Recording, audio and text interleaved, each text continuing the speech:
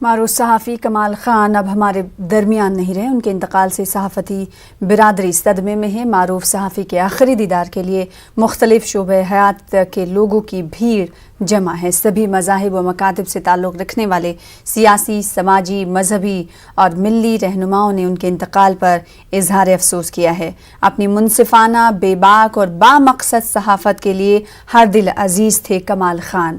ایش باغ واقع کربلا ملکہ جہاں میں عصر کے بعد نماز جنازہ ہے۔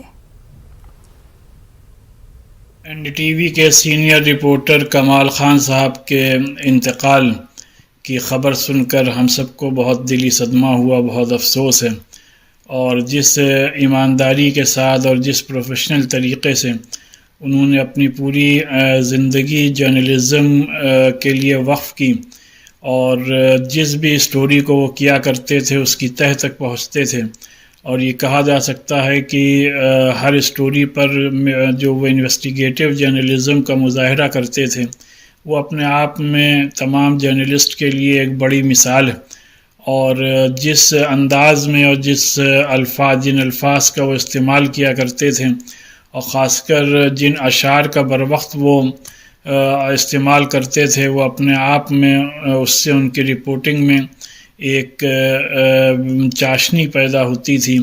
بہرحال ہم یہ سمجھتے ہیں کہ کمال خان صاحب کے انتقال سے صحافتی دنیا کو، جرنلزم کی دنیا کو ایک بڑا صدمہ پہنچا ہے، اور ہمارے بھی بہت سے انٹرویوز انہوں نے کور کیے جس کے لیے ہم لوگ ان کے ہمیشہ شکر گزار رہیں گے۔ یقین نہیں ہوتا کہ کمال خان صاحب اب ہمارے بیچ میں نہیں ہیں، ہمیں الوداع کہہ گئے۔ کمال خان ایک نہایت ایماندار، اور مجھے لگتا ہے کہ جرنلزم کو کہا جائے تو صحیح معنوں میں اس کے ایتھکس کو فالو کرتے تھے۔ وہ ایک عام آدمی کے ہت کی بات بڑی مضبوطی سے اپنی خوبصورت ہندوستانی زبان میں موتیوں کی طرح پرو کے الفاظوں کو رکھتے تھے۔